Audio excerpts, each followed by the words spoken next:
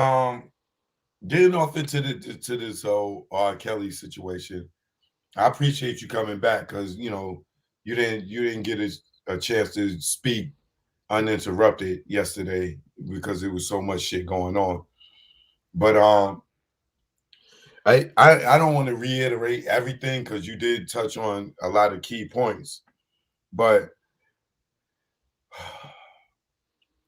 go when I get into this whole R. Kelly thing, and I watched it, and I haven't been invested in it as much as everybody is.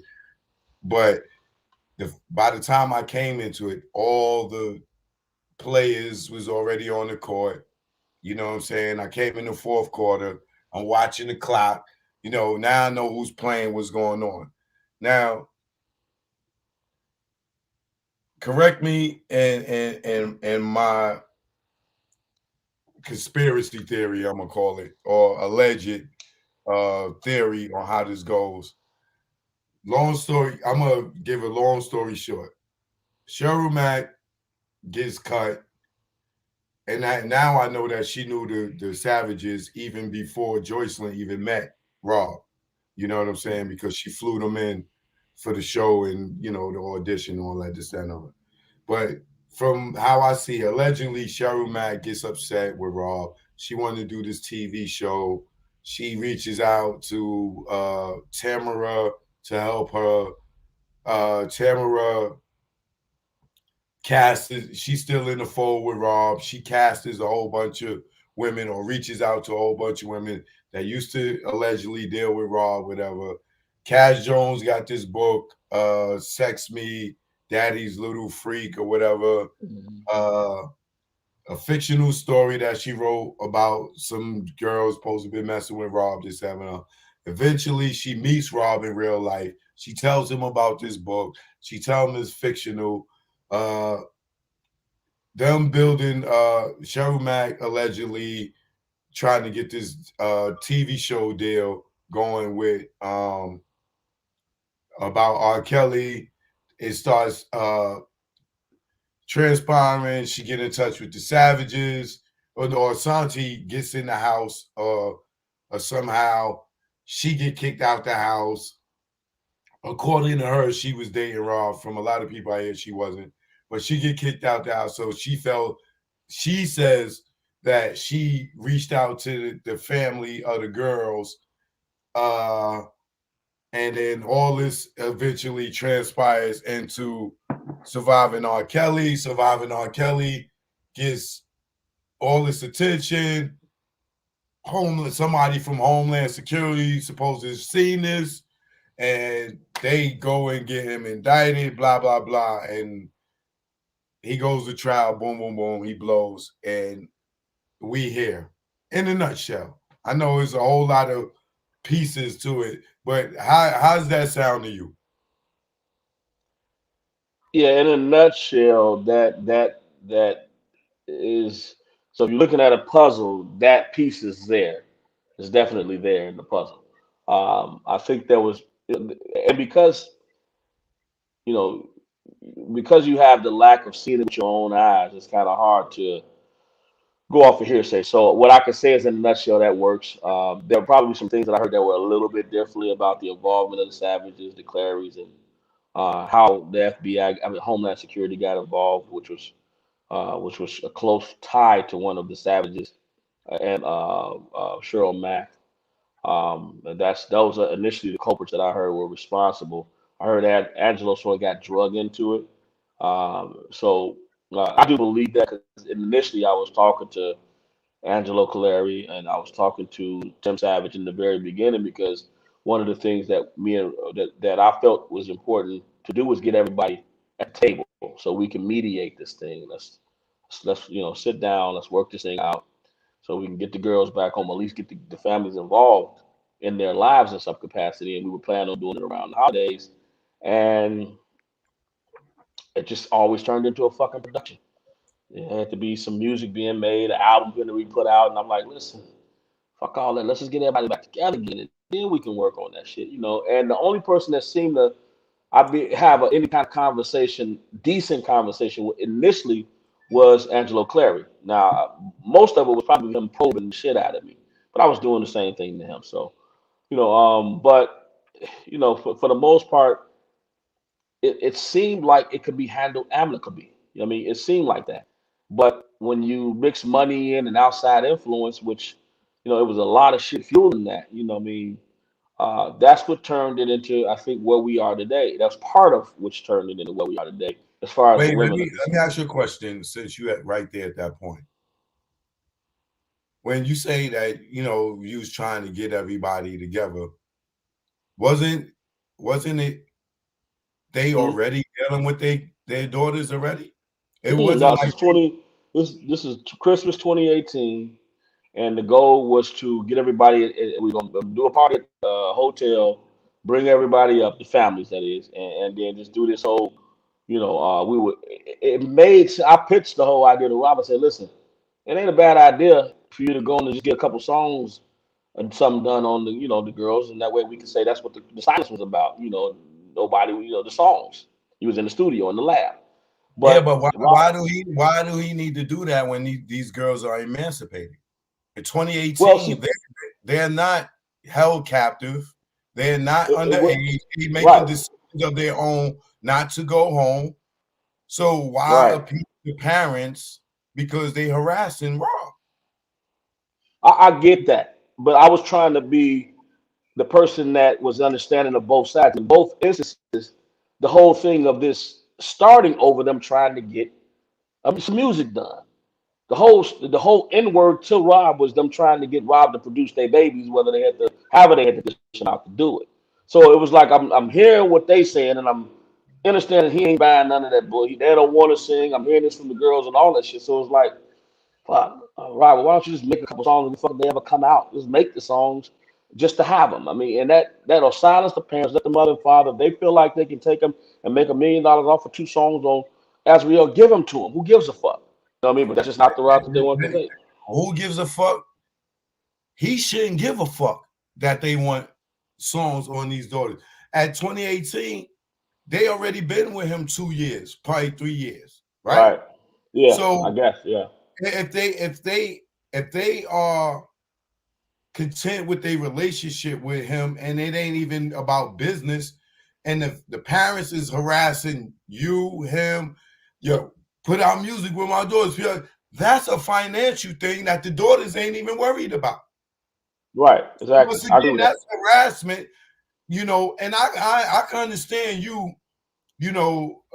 being a man and say, yo, man, just do whatever the fuck it is to get these motherfuckers out your head because they harassing you. But technically, legally, he don't owe them shit to do no music with No, them. you're absolutely right. But one thing, and that's what I remind you. I had just came in, and that was the smallest thing that we had to deal with. So like, Rob, shut these motherfuckers up. Either send the girls home or get them motherfuckers some music. Do whatever. Let's just get this shit over with because we got But bigger fish Don, to fry Don, over here. Don, you know what that's called? What's that? Extortion. What's that? Them forcing him to work with their daughters. No, it wasn't enforced. It wasn't enforced. It's a negotiation. It was a No, negotiation. why do I have to negotiate with you or my daughter who's an You adult, don't. You don't. right, to do music? And I'm not even my daughter's manager. My Yeah. daughter's not even signed to my record label. I don't have a record Right. label on my daughter. I'm not my daughter's management. My daughter Right. is not underage. She's Right. 2018. She's emancipated. So if you keep coming to me saying, "Yo, do something on your daughter live with me, nigga. She don't Right. live with I agree you." with that. I agree with So, that. so why you keep harassing me, coming to my studio, coming to my house, I agree with harassing that. comments just because you want me to make a song with your daughter so you can make money. If I make a song with your daughter, she owns it. You still don't get shit. Yeah, but see, the problem with that was the girls were still communicating with their parents. Okay. See, it wasn't like they had cut them off. That's how all them calls got recorded and all that shit. So it was too much nigga shit going on that I wasn't privy to at first because I'm just getting on board. I didn't understand none of that shit. Like the girl thing was left field. All I heard was he was broke. He didn't own none of his masters. I didn't know nothing about what the fuck this Clary and Savage thing was until I got inside. And I'm, with Rob, and we headed to St. Louis, and that's his guest. And then, he's telling me, I'm hearing a little shit about what's going on with that. And then I heard about the Lifetime thing. So it wasn't like that was like I came in and dived right into that. That was another thing that was set on the plate outside of the fact we had to get him off the label because there was money owed. There was no gas to fuel anything. He had the fucking landlords that was behind. He had the reality show that Tracy, Babyface's ex-wife, was trying to do on him. Everybody was pulling them things. So initially, things would come into the office. He would give us a stack of shit. I take it to my office, and we would work on those things. So the whole girl thing was just like, I don't even want to deal with that shit. Rob, give him the fucking album, do whatever the fuck. He said, "Nah, I ain't doing that shit because the bitch, because she can't sing and she don't even want to sing," and that's what Azriel said too. I'm like, okay, well then I don't know what the fuck to do with that. If you're not gonna send their asses home, that's between you and them. I pivoted back over to my lane. That's my point, Don. This is why you got yourself in some shit because you shouldn't have said shit. And I know you probably a man with a big heart, but like he said, I'm not putting my R. Kelly name on a motherfucker that can't sing. Like I'm R. Kelly. She can't sing. Motherfucker, she don't want to sing. She want to be my girl. You get what I'm saying? So when you look at it in that aspect, they harassing you because you just came into the fold. You don't know. No. It wasn't even really that. It was James Mason and all those guys who was giving them my information because when I came in, James took the back seat. Rob forced him to. So it wasn't. I was targeted. I wasn't coming in just getting on the phone. Why would I even reach out to him unless Rob told me to talk to him? I didn't call them motherfuckers. Like, it wasn't me calling his girlfriend's fathers and trying to say, "Hey, how y'all doing? Y'all want to make some shit up?" I was told to handle it. It wasn't a situation or nothing outside of that. So I mean, I wasn't, so that was, that's how that went. It wasn't a. And what actually how it happened was the motherfucker Angelo was at the studio circling the goddamn cars, and all of the keys came up missing. That's how the thing got kicked off. He was at the studio. I didn't know who the fuck he was. I just saw him and with some guys sitting behind Rob's car and a Ford Explorer with Pennsylvania license plates on it. And it was two white boys. And I'm like, who the fuck is that? I mean, we was headed over to the studio that night. I don't remember what was happening, but we was headed there. And then there was a dude circling the car, and it was a black. And I looked at him. I'm like, that motherfucker looked familiar.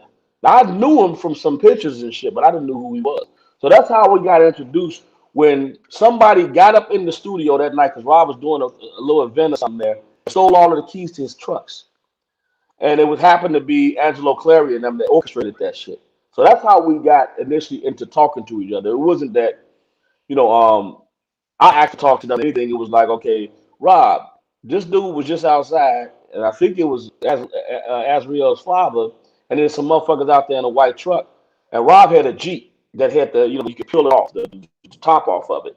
So we was like, pull that motherfucker up, put it in front of the cameras just in case they try to put some shit in it, or whatever be the case. So the whole thing with the Clarys and the Savages, we kind of thrown in there at one moment. It wasn't out front. The only thing that was out front at first was he didn't have his music. He didn't own none of his shit. That was the only thing that was up front. The whole and the girls, because I had seen them on multiple occasions. I didn't know who the fuck they were. They his girls. We go play ball. They with them. We go do this. They with them. Whatever. Who gives a shit? That's his girl. I ain't here for that. But when that shit happened with the keys being stolen, that's what forced me to have to deal with the Clarys on that shit. Because I told Rob I just saw the father outside and all of the keys are not missing all of his cars and shit. Right. Man, I ain't trying to throw them under the bus, but nigga, that shit is extortion. You can't fucking sit here and make me work with your daughter and put out music. And even if I record music with her, what you gonna do with it? Yeah, you gonna take it and you gonna take it and go shop it around to a label and get a deal? Like, what are you gonna do with it? You want money? That's extortion, dog. Yeah, I mean, well, however they look at that shit, and anybody looks at that, I could, whatever. That is what it is because that wasn't a focus of anything of mine. But him getting the daughters back, I got thrusted into the shit because of that incident that happened, and I end up talking to Clary and talking to Savage. Savage was always an idiot whenever I talked to him. He was solely about money from beginning to end. And I was relaying that back to Rob. I mean, like Rob, they said they want to do this. They say they'll do the thing on Christmas, whatever. So Let that me was ask you, essentially what Greg, was that, going that on. was you on the phone when you was telling him, talking to him about the holiday shit, like, and he was like, man, fuck my daughter. Just like Yeah, that was me. that was who you was talking to, right? Yeah, that was me. And at some point in that conversation, he said he was done with his daughter. He said, "Yeah, I'm gonna go and make my millions and shit like that." And that right. I ain't talked to him since that day. But did you see him recently on TMZ? No. Him and his wife is on TMZ saying that they still got to deal with R. Kelly's handlers to speak to their daughter, and the grandfather or grandmother just passed away, and they telling her, Joycelyn, you need to get in touch with us. Your grandmother died, this, that, and the other. And they're trying to say R. Kelly is stopping her from talking to them, and somebody in the family died. Well, they've said a lot of stupid spaced out shit. I'm not. That doesn't surprise me that they're saying dumb shit like that. They've always wanted to be the victim and benefit at the expense of somebody else. So that doesn't surprise me. If I'm not mistaken, the grandmother was dying when I was in there. I mean, so this is a line he's been So running then, for a then while. this is the grandfather then. Oh, okay. I'm sorry. I knew Yeah, one of them. yeah. Well, my condolences because I don't wish that for nobody, and that's something to think about. But they've always used whatever they could. I mean, my whole point to him was, dog, come up off this. I mean, you remember what I was saying on that? Cut the bullshit. Just call your daughter and be cool with it. Stop trying to be on all that money shit. That's all I was saying to that man on that phone. Like, Right. chill the fuck out. You coming up trying to get albums and all this shit out the deal, or bullying the dude for money. Just be on some real shit with your daughter. You can fix that shit in your family. That's all I kept telling him. I mean, so if you play that tape a million times, and then he was like, "Well, we got this thing with Lifetime." I'm like, "Well, shit, TMZ will give you some money just for your story. Just calm the fuck down." I'm Right. saying if you back out of this thing and go to TMZ and say, "I'm amicably gonna drop out. This whole thing was a hoax," they'll pay you for that story. Period. So that was Right. me attempting to get them to fall back, but his foot was too far down on the gas, and Tim don't fall back off shit when his foot is on the gas. So that's that. Did you hear him on the phone with Cash Jones where he told Yeah. her, and they talking about how they let the people from Lifetime know that shit was false, and they still put it Yeah, out. I'm the one leaked the tape because I mean the bottom line was Cameron knew it was fake and that everybody was lying. And Tim said it himself. And, he said that shit. He said a lot of shit on those tapes. But they spent $4, $5, $6 million, so they can't pull back now. They can't pull back. Yeah, he said that. Yeah. So what is the purpose of doing the 3? Because in January they're supposed to have another part coming out. Man, dumb people, they're wicked people, dog. It's like asking a greedy motherfucker why he want more. It's just like know, that's a bad question to ask. You got a million answers to that Like, question, right? what more? Or I guess all they're gonna talk about is him being convicted and how these people feel. Because there's really no more that they could do to him. They got him indicted off this bullshit ass false story. They need to question these women about why they lied. That's what Surviving 3 should be about. Why you came up in this motherfucker and lied.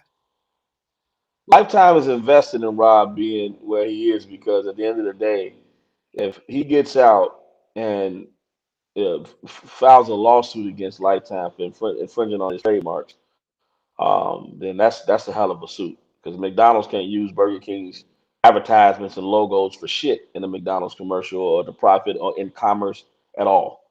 I mean, so bottom line is, they feel like they have him in a position where he's not going to be able to do nothing. He'll be warded to the state. So filing a lawsuit will probably be something that seems unlikely. So that's why they push for to keep pushing the agenda because there are other trials coming up. So they can keep pushing this agenda to maybe some person who doesn't know R. Kelly, but they watch Lifetime, and that may be on his jury someday. You know what I'm saying? That's just the whole thing. They're gonna keep pushing that agenda. So I mean, Right. and the scheme of there's two sides to this thing. There's the prosecution, there's the wrongdoers, and then there's the other side, which is the defense, and there's Rob. So Lifetime has an agenda to bury him because he could bury them. So they're still in the game. Now, as far as his legal team, Can you break down to the people, because you got people out here that say some of the players on the legal team set them up. Some people feel like some was really trying to help him.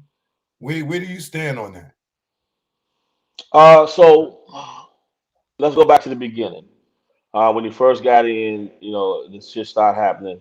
Uh, he um, he hires Greenberg. It was another lady that he was supposed to use, but she was I forgot her name. Anyway, Greenberg is now the guy. He walks me in there one day. Don Greenberg is my choice for lawyer to work with him. Greenberg Don has a lot of insight and input on what's going to work with him. Rob left out the studio. It was me, Greenberg, and the white lady that was in at the McDonald's with him that day, the blonde hair. We was three in the room, but he gets to talk about some fucking orgy and shit. And right then we fell apart. It was over with. You know what I mean? It was like, dude, fuck you. You full of shit. Don't come at me like that. Let's talk about this case. Um, so you know, we got off to the wrong foot. And we fell apart totally when he wanted to bond Rob out, but he wanted 100 grand cash, and I was like, nah, I'm gonna give you the surety bond, and you're gonna get him out with the surety bond. He's like, well, I can't use that, so I took him and sent him a snip from the Cook County showing that he could be bonded out with surety bond. But the fact of the matter is, he couldn't cash in the surety bond; he had to go back to the owner. So that's the issue that he had with taking the surety bond, and he knew at that point he wouldn't be able to pull no shit. You know what I mean? So as far as with me, so many times I called Greenberg. Like Greenberg, I got shit that you need to see. He never took my calls, never returned the call. I mean, and at that point, it was like, fuck Greenberg. He's not listening to anything I got to say. So that's when I started looking for other counsel. Uh, Camille Cosby had reached out to me via Facebook. This is when after Bill had got convicted. And she sent me the information on an Andrew Wyatt and said, get in contact with him. Andrew Wyatt was Bill's press secretary, crisis manager. Me and Andrew had a lot of conversations. He's like, this is a case for Tom Mesereau. So I said, okay, fine. So he called Tom, introduced me to him. I met him in California at Roscoe's Chicken and Waffle that my family owns. And I was over loss prevention for him, and I had an office at one of the restaurants. So anyway, we met there. We talked it up. He said he would go fly to Chicago, meet Robbie, flew in. I picked him up at the airport because I was here at the time. Took him over to the MCC, dropped him back off at his hotel. He went home. When I talked to him, he said, Rob said, he can't afford $8 million. So I said, well, why did you tell him you didn't have to worry about that? Because Bill said he would chip in, you know. And he was like, I did tell him that. I'm like, oh, okay. He didn't say Bill said he would chip. He said I told him what if money wasn't an option. And he said, Rob looked at him with a stupid face. I'm like, okay. I said, all right, well, cool. So I think he may have talked to Andrew once more, and then that fell apart because everybody was diving in the shit. And one of Andrew's pre conditions was you got to get rid of everybody. And that's what he said, as well as Andrew White. You got to clean the floors, the windows, and the ceilings. Everybody got to be going, and then clean it 3 more times with bleach after that, because we're not coming in managing no bullshit. All the drama we ain't getting in that. We want a clean slate so we can get in and put this case together. So that never happened, of course, because look at the shit that's still going on today. Um, so after that, Rob went to court, and he was going to court with Greenberg. And one of the things that we had noticed was they had filed for a forfeiture of his assets. When we saw the forfeiture of his assets, it was like, oh shit, they going after his fucking masters, because the masters are in the fucking that they had. They went through the whole warehouse, but they couldn't take the masters at that time. Although they were tapes, they couldn't take them because they didn't have permission from the court to take them. So, and he hadn't been proven guilty, so they couldn't forfeit the assets. But what they could have done was put him in another holding facility. So we was like, listen, that's the only thing we got that we have to negotiate with. So me, Keith, Santee, and my mom sat at my living room table. We worked out a plan. We got to get the masters. We got to move them. And it's best to move them to California because one, I'm there, so I keep an eye on them. And two, any deal we cut gonna be out in LA. So we knew we needed money to either pay Mazaron or pay another lawyer. So once I got to LA, we started working out deals with different people to negotiate buying these masters. We had went to one company, and then we went to Kerry Gordy, and he started working through his connects to help us out too. we found a lawyer, Mike Friedman, from Friedman and Associates, or Friedman Partners, whatever. He had represented Kevin Spacey, and he had represented the Archdiocese, and he had represented Snoop Dogg. So when they had issues, and he wasn't the type of lawyer that would take it to trial because he used to be a federal prosecutor. He said, "You're basically paying me to end the case. If I get it, I'm gonna go in there and do a mediation or arbitration, whatever the hell he was saying, and end the shit. It's not gonna ever make it to trial. I don't take cases to trial." So his price tag was 3 million, but then he said it may take another 2 million and investigate stuff. So be ready to spend 5 million. So that's when we knew that rock hard finite number that we had to secure was $5 million. That was it. We had to secure five at minimum. I don't give a fuck. Nothing else get covered. 5 million had to get covered. So we had Mike Friedman. He started communicating with Rob. He sent his retainer agreement in. Rob signed the retainer agreement. You know what I'm saying? It was simple as that. We all met out in LA, me, Keith, my uncle who owns Roscoe's. It was the network guy there.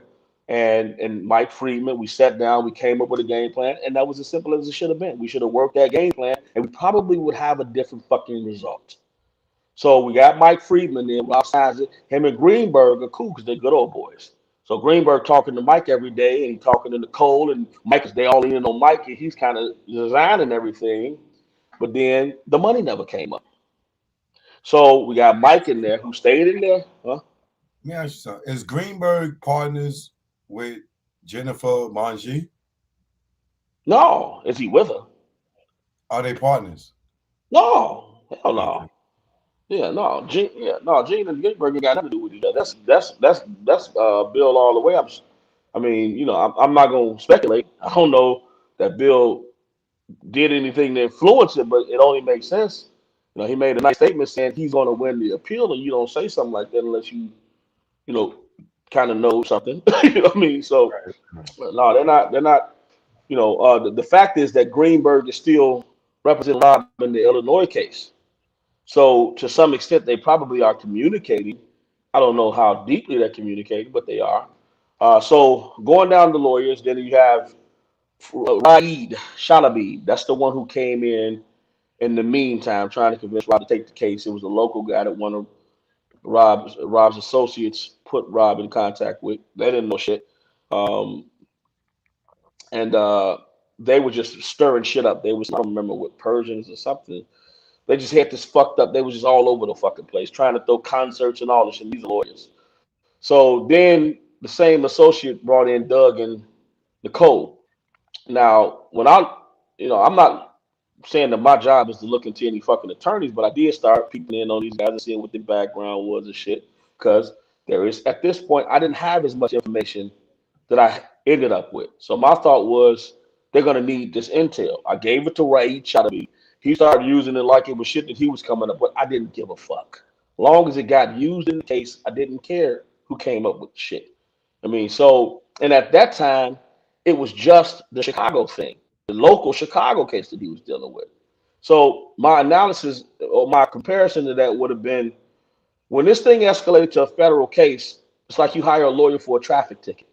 And then you get in front of the judge, and the motherfucker say, "Well, wait a minute. He left the scene of a crime. He ran over three motherfuckers or whatever." This lawyer that I had hired to handle the traffic case shouldn't have been fucking with them other, because now this thing escalated to some real serious shit. Greenberg should have stepped out at that point and said, "Rob, I can't fuck with this. I help you on the state level, the local case, but all that big shit, I ain't equipped for that." But because he wanted the popularity and all that shit, he stayed on. And then he started working with Nicole and Doug, knowing that none of their asses got along. And we can tell that. I hate to say I told you so, but look at how it ended. They all imploded. Doug's stealing fucking money. Nicole is fucking running around and ain't got a fucking clue, leaking information. She's way ahead. She's like elementary, and now you're up in the Ivy League college. You shouldn't even be trying a case. Let alone in fucking New York, and you from Detroit. I mean, so she was out of her league, and she was the only one that lasted. Remember, she tried to get out of the case too right before it started, which would have left Rob with nothing. Kanik was only involved because of his license. They needed somebody with a license to practice in New York, so they used Kanik. He was not supposed to argue the case. So without him having any proper planning, he did a fucking good job because he called all them heifers and lies. But he got the case a month before it started. He had no time to prepare. And actually, he didn't even start arguing the case. Nicole did. And because she got on the stand and started fucking up, Rob said, sit your ass down and let Buddy handle it from here. That's exactly what happened. We saw that happen because she didn't argue no more after that first day. Kanik took the stand from that point on and argued. The first day they walked out of there together, the rest of them days, Kanik left with his guys and Nicole and them left with her boys. So we started the separation in the division, but that's the whole legal thing. You know what I mean? Jean coming in, I think is great. She's experienced in the courtroom. She's exactly the kind of lawyer he should have had in the very fucking beginning. Real simple. So the job that we took on, that we weren't tasked with, which was me, Keith, Santee, and a few people that we brought in, lawyers, was to free up Rob's intellectual property. Free up now we're getting down the road with trying to negotiate for the fucking music and the masters, and we finding out shit he don't own none. We really don't own none of his writer share, which is all we thought he had. We knew the publishing and all the other shit was gone. We thought at least he had enough writer share. So we finding out now he owns 7% of that shit, and that shit got liens on it. Right. Out of the 50%, and that's when we started going through the portals and shit. Instead, I'm going through all the portals and I'm seeing it's 90 some contracts, and which is an extreme amount of fucking contracts for one artist. But a lot of them was in the folder of promissory notes. And I'm going in this promissory note folder looking at 7 million, 4 million, 8 million, 2 million. I'm like, what the fuck is this about? What the well? So I send the only person I had at this point was Keith, because Rob was locked up. Keith, is this Rob's signature? I know it's not his signature, but I wanted somebody else to say it wasn't his signature. None of his signatures on shit. All these promissory notes that's totaled over $100 million in withdrawals that they used to leverage his writer share against. They collateralized his writer share, and then they securitized the contract by the security agreement by signing his signature on it. They got money. So I'm looking at this shit like, what the fuck is this? So I knew of some of the thieving, like let's wind it back some. I was doing the contracts and stuff from the shows where somebody would white out or Photoshop the contract and say, type in all in on there. Or no, it was all in, but then they would type in 2 weeks beforehand he's supposed to get his money, and it's supposed to be 60,000 when actually, I finally got it around to the promoter, it was 90,000. It was supposed to be 2 hours before the show. So niggas was still doing that kind of shit all throughout the whole situation. I mean, so you got to realize Rob don't read no contracts. He trusts somebody else to read them. As long as he checking his bag, I guess he was good enough with that shit. That's stupid as fuck to me. You know what I'm saying? But I've never been at that height, never had that kind of money. So I don't know what would make a man not keep his eye on every dime of it. But that just seemed kind of, I don't know the reason behind that. You know what I mean? Whether somebody do some shit, whatever. There's so many rumors swirling about that shit. I have no fucking clue. But I know when I started reading them shits and I started calling promoters and I'm like, yo, promoters were suing him. And I'm like, well, shit, he's supposed to got his deposit 2 weeks before the show. He never got it. They're like, 2 weeks? Fuck no, that's 2 hours. I said, the contract I'm looking at says 2 weeks. Prove me otherwise. Then they would send me the contract that they had. And it said 2 hours. I mean, so all that shit was taking place like all over the motherfucking place. So you got niggas stealing from the concerts. You got this whole situation now that then Brood opened up the fucking writer shares and the publishing and all this shit. And then I'm authenticating shit over here, trying to get it authenticated. And then, of course, the situation that they done created this toxic fucking environment from the very beginning with Rob and the label. So the label don't want to have no communication with Rob, although they're handling his business because of Tracy Sampson shit. When he went over to the label, goofy ass fucked on Tracy, which was stupid. That's my nigga, but he got a sex problem. We know that. He fucked us, so now the label don't want to talk to him no more. They're not giving him information, which is what Wayne Williams used to do. Wayne used to tell the information directly to Rob. Rob, they're stealing from me. And Rob wouldn't do the right thing with that information and then turned into problems. So when you look at the situation, how all this shit went down, it was a toxic environment created, which is when you went through all those contracts and all the stuff, and his signature was forged. Did you find out who was behind all that? Yeah, we found out a lot of people behind it. That was what's his name? Barry Hankerson, his son Jomo Hankerson, Daryl McDavid, Cheryl Mack, Artie Pabone, Linda Mintz, what's the other? Joan Sullivan. These are all the names that were stealing money from Robin for various ventures and shit like that. There's more of them.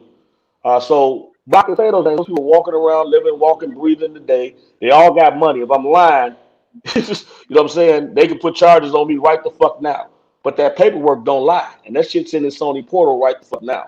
So come at me if you want with lawsuits. I have proof to show that y'all did this shit.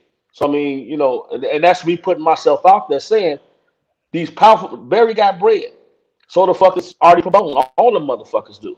But they were stealing that man's money. And I don't give a fuck what nobody say. Wrong is wrong. Period. Now, speaking of charges, you got a charge, right? From this whole Two. incident. 2 charges. Two. Um, I want you to talk about your charges, but before you talk about your charges, I just see that the dude Michael Williams got sentenced to, I believe, 8 years today, right? Damn. Right. And then let me put this on the screen, and I'm gonna show you how effed up this is, because I spoke to the girl Cash Jones, right? And she told me that you didn't have nothing to do with dude burning the car up. That was all because Angelo, she got in the beef with Angelo or something, and dude took it upon himself to do that. She didn't even tell him to do that, but he was just trying to defend her and shit, right? So me knowing that coming from her, and this is her cousin, I believe, allegedly, that did this, right? Look how they posting the story out here, right? Look at this shit. This is fucked up.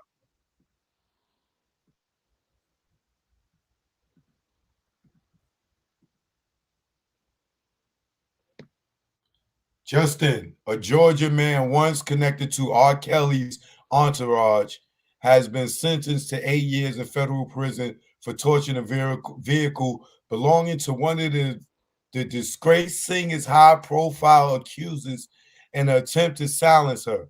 Story coming. What the fuck? That's crazy. That is. That is. Yo, they putting this on R. Kelly. He ain't got shit to do with it. He did that dude ain't even a part of the entourage.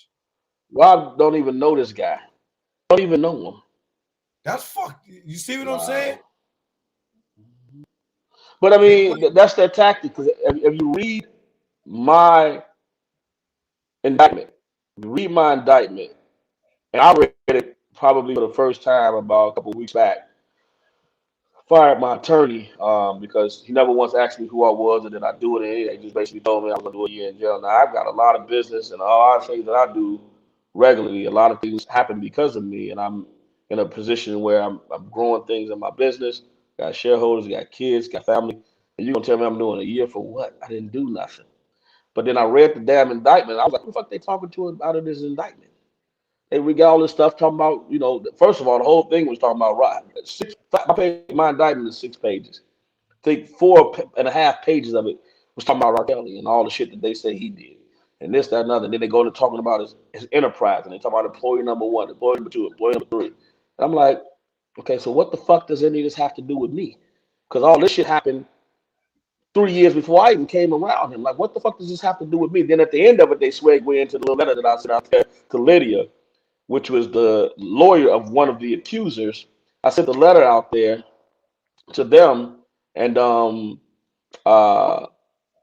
that's essentially the stalking charge that I got, because she sent the lawyer sent who's now doing time. She's doing 17 months time for being a crooked ass lawyer. She sent an extortion letter to get money up out of Rob, who was my client at the time, and we were asked to deal with that, and the person she represented wanted out of it anyway. They wanted out of it. So we sent the letter back explaining this is why you should drop the case. That's the one that I pranced around with. I didn't write it, a lawyer wrote it. And Rob signed it, meaning that it was okay what was in it. Sent it out there. That's essentially the stalking charge. So I'm reading this indictment like, what the fuck? You got 5 pages of shit that ain't got nothing to do with me. This little paragraph. So they're trying to paint this picture that I was the one that led all these employees, they did all this shit from 2012 to 2010 to 20, whatever it was. I didn't come into 2018. So why am I even being mentioned in the same sentence with all that shit when I wasn't even around when all that shit happened? It don't even make no sense. But that's example of it right there. And what I was told Well, was I'm that, gonna tell you listen, why they doing that to you, because you got in front of the camera and said, "Oh, I'm his advisor, I'm his consultant," and mm, you know how to when it go with a Fed case, say if niggas was selling drugs, say R. Kelly them niggas was selling drugs, and then at the tail end of it, you come down and they catch you on the phone or wiretap. Say, yeah, I'll fuck with them niggas. I'll roll with them niggas.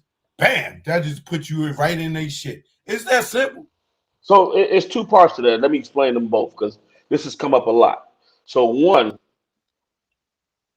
I had already been thrown in the mix long before that by the Claridge and the Savages, as Tasha K stated that in the interview that she did. The reason she went after me so bad because she had got all these reports from this manipulated information that the Savages and the Claridge gave her, saying that I was this big gangster and all this shit.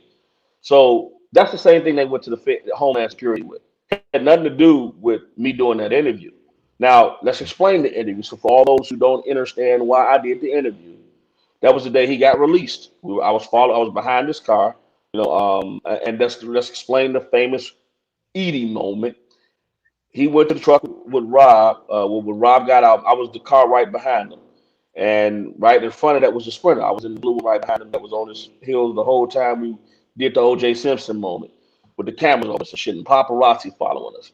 Right. So I'm on the phone with Bug the whole time, which is Rob's uncle, and when Edie went up to the car, the reason he didn't get back in my car because Rob the Bug told me to let that motherfucker ride with you. That's as simple as that was. So I followed him over to, I think we went to McDonald's. We went to Lake Street and shook the paparazzi. Then we went to McDonald's. He ate. Then we went over to the cigar bar. We get to the cigar bar. It's nothing but paparazzi out there.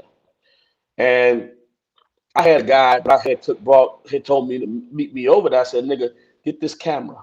And I want you to stand out here with these motherfuckers all night and hear everything that they saying so we can know what the fuck they up to.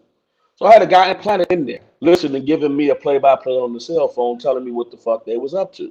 So one of the things they kept talking about was there was some young women up in there. So let's fast forward inside the place. We in Biggs. We on top floor. People celebrating he got out, all this old shit. I say, okay. I say, shit. There was two young women over there, and that drink was Macallan. That's what it was. They had a bottle of Macallan. I'm looking, I'm like, man, I've never seen any young black women up in Biggs. Never seen that.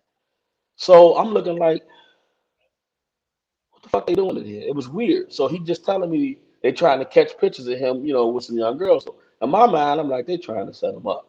That's what I thought. So I left, went outside, and I started laughing. I said, hey, y'all, joke's on y'all. We snuck him out the back door. He gone. And they're like, come on, nah, this bullshit. We know he's in there. I said, he's gone. I'm leaving. Y'all can watch me get in my car and leave. And that's when the question came out. Are you his manager? And just give us something, say something to us. And I went on to say what I had to say.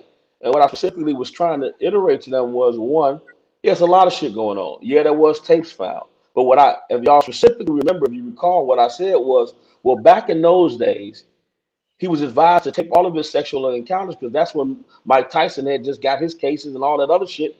And people remember that if he could only prove what was in the room, he would have been okay. So that's exactly what I said in that interview. I'm like, him recording his sex sessions was to prove what happened in the room. And the next question that they asked, they didn't edit this right. They cut that shit off, and I was like, well, shit, it was a lot of them. He has a lot of fucking sex. And essentially, more than me and you probably would. So that's why I was like, well, he probably does need to see a shrink, goddammit. But he don't need to be going to no fucking jail. For a lot of people that have a lot of sex, he just has a lot more than that person. And that's as simple as that was. That was the intention right there. But I wasn't walking out there expecting to be interviewed. I gave them something so they would be satisfied enough, see me get in my car and leave. That was it. I didn't go there to have no press moment or none of that kind of shit.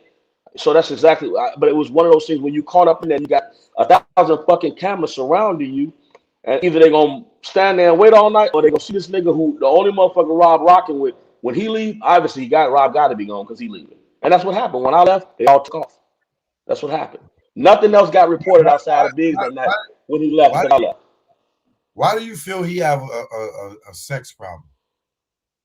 That's what they built them for. First of all, let's address the obvious. You know, I'm sick of all these motherfuckers saying I ain't his friend, I ain't looking out for, because I'm pointing out the obvious. And I did this shit to Rob. I went to Rob and said, bro, you need to.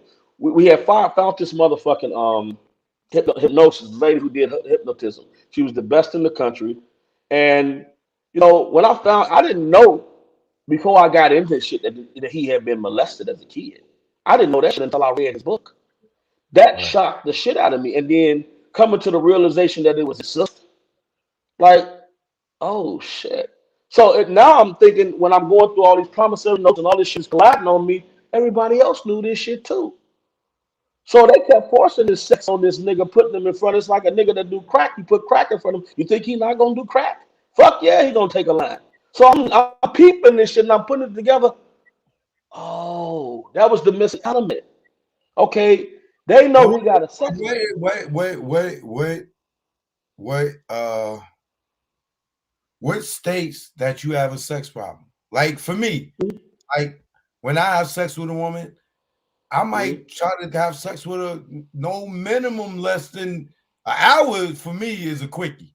You know, I'm trying to have sex with her for 3 hours. You know what I'm saying? Mhm. And I might try to do that 3 times in a day. Does Mhm. that make me a sex junkie? Or do I know how to fucking please women? Well, I mean, did you have 5 women in the room at the same time If I could, I would. I wish I could. I and can't go from find, room to I room? can't find 5 women to agree to sleep with me. If any man could, he would. If I could have 2 girlfriends right now, like he had, and they was Okay, cool with it, I would. okay, so this is the reason that I said that. I don't have that kind of life. One, two, not nowhere close to it. You probably me different. But I'm a when you handsome start hearing nigga. this, yeah, hey, listen, a lot of women may beauty's in the eye of the beholder. So whoever may think that's true, some women may I'm think I'm a joking, handsome man. nigga. I don't know. I'm joking. I ain't putting no words in nobody's mouth. But the bottom line is this, man. That's people listen to Rob's music, and I'm a fan of his music. And when you hear about from the women some of the women who don't feel badly about it, um, that they were young women and they were fans of Rob's, and some of the situations, some of these women had sexual, and this is me having personal conversation with certain people. First encounter, with a celebrity, and then to appease that celebrity, now they thrown in a room with 5 women. You know what I'm saying? And to stay in that room so they can get at him, they got to do them too. You know what I'm saying? It was a lot of shit like that happened. And now this woman is grown up and she doesn't have a regular sex appetite where her husband is enough because she's going back to that shit that happened in that room. That was perpetuated by somebody's thirst for sex. So, you know what I'm saying? So to me, that is an issue because they're No, that lasting. not if you agreeing to do that. That's not by force. Yo, I'm we not. getting ready I'm listen. I I'm not got saying. Listen, you coming? if I eat myself to death, right, that's a problem. If I sit here and eat myself, I'm fatter than a motherfucking die. That's a problem that I need Okay, help with, right? Well, right. the same thing could apply to sex. Because right now, sex is the reason he in that motherfucker, not great music. Who he chose to have sex with, No, right? he's not in jail because of sex. He's in What? jail because of money.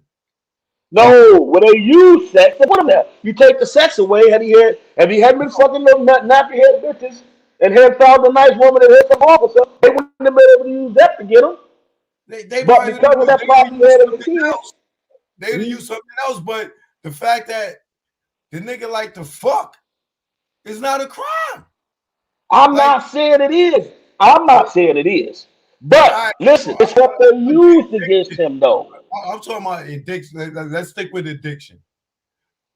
What's too much sex in a day? What's In you a week? asking me? That's Yeah. a loaded question, bro. That's a loaded question. Because too much sex for me may be And sex once a day. if you ask the average woman, how many times would they like to have sex with their significant other a Be week? careful with that answer. How many of Huh? them go? If you ask them how many days of the week, matter of fact, ladies, in the chat, ladies. Yeah, please go there because I'm not answering that. You ain't getting me in no You trouble. ain't Fuck gotta answer this, man, ladies. Out of 7 days, ladies, in the week, if you in a commitment or a relationship, or you having sex with somebody that you in love with, or that you are clean and y'all say having safe sex with, how many times a week would you like to have sex? Fellas, how many times would you like to have sex a week from 7 days? Out of 7 days, how many of those days would you like to have sex?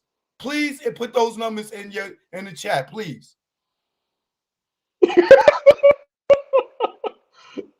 Look, brother, 7 days. Someone look, 14 to 28 times a week. See, it's a whole bunch. 4 So times. take all those numbers and come up with an average, and that's my answer. But I'm not talking about 16. Who put that? Times a week. You said who 20 to 30? Who the fuck did 20 to 30? Look, I did. I'm saying every day. Natasha, every day. Adrian? Look, 2 to 3 times a day. Is that for adrenaline? 20? These are women. Every night. At least 6 times a week. Come on, brother. I'm telling you, that shit is bullshit. Wow. Man, I got some women that I dated, man. If they could fuck me all day and then have to go to work, they would Daddy do Lolo, it. cut it out, Daddy Lolo. I'm telling you, brother, that ain't no Listen. Listen. About Rob. Rob is in the studio all fucking night. Listen, man. I'm not gonna disagree with I'm not gonna disagree with you on that. But what I'm simply saying is, when it's something that can take you down, and it wasn't a sex problem. It was the same issue with Chuck Berry when they came up with the Mann Act. You feel what I'm saying? You have to know that these people will use whatever it is that that can be considered a weakness or considered an addiction against you. Michael Jackson's was kids. That ain't no fucking problem. But look what they took him down with, fucking kids. How do you turn that into some deviant shit? So anything that we do, we have to realize it cannot be on full display like that for them to use that shit against you. And not only was Rob's on full display as far as the women were concerned, but hell, everybody knew that shit. All you gotta do is take 4 5 funnies just to make me feel right. That's what he say. Come on now. So they used that, and that's what took him down. It wasn't nothing else. Yeah, but they. No. You ever heard of the Playboy Mansion? Absolutely. We're not talking about white people. We're not talking about white people. Because ain't none of them going to shit for the dumb shit we're going to. Brother, we talking about humans. Listen, that man with the one Hefner, he was idolized. We're not talking about them. Now if you want to talk about idolized, huh? R. Kelly's idolized. Say it again. You went out. R. Kelly is idolized. Like I simply said, we're not talking about white people. We're talking about black people who own intellectual property and culture that they want to rape of. All this shit, the true culprit in all this is our culture. That's the true culprit. They got shit to do with sex. He could have sex 1,000,000 times a day because there's kings in Africa and there's kings in goddamn motherfucking sultans in Brunei and goddamn rulers in fucking wherever that's having sex 10 times a day. Whenever they want to work their lives, they get it done. But over here in America, where we own all this rich culture that rocks the fucking world to the tune of 30 million platinum, that's a problem because he controls numbers. That culture is a problem. Right. That's where the truth comes in. I want you to answer this question for the kids that didn't grow up in the era that we grew up in. You said you heard of the Playboy Mansion. How many women was in there? If you could just guess. I have no clue. Why would I want to guess that? That's disgusting. I don't want to know about how many people in there. Brother, I'm just trying to make a point. The Playboy Mansion, right? Okay. How many women do you think that Hugh Hefner has staying in there? I have no clue. I don't think about that kind of shit. More than 5? I don't know. I don't know. I don't buy Playboy. Don't support it. Don't go on the websites. Nothing. Don't know. Ain't Hugh Hefner dead, by the way? I believe he's dead now. Yeah. So I ain't got none living in there. That's my guess. All right. Have you ever even heard of the Playboy Mansion? I lived across the street from it. I stayed at 448 East Ontario. How It was many directly across the street. They was have, retired. have you ever even heard of rumors of celebrities going there to have sex? No, no, I have not. Nothing. No, you don't think nothing ever happened at the Playboy Mansion? No, when I said, well, okay, I lived across the street. It wasn't the Playboy Mansion anymore. They had somebody, but it was where it used to be, and it had the name right there on the side of the building. Right. So it was there at one point, but it wasn't acting as the Playboy Mansion when I lived in the building that I did. Right. But my point is this: Hugh Hefner had over 5, 10 women living in the house with him for years. Celebrities used to go there all the time and fucking have 2, 3, 4, 5 some orgies, all kind of shit. Right? I'm assuming R. Kelly was dating these girls. Hugh Hefner was selling pussy. That's true. And he ain't never get no act. He didn't never get arrested. This nigga had a whole bunch of bitches. People wore the Playboy bunny.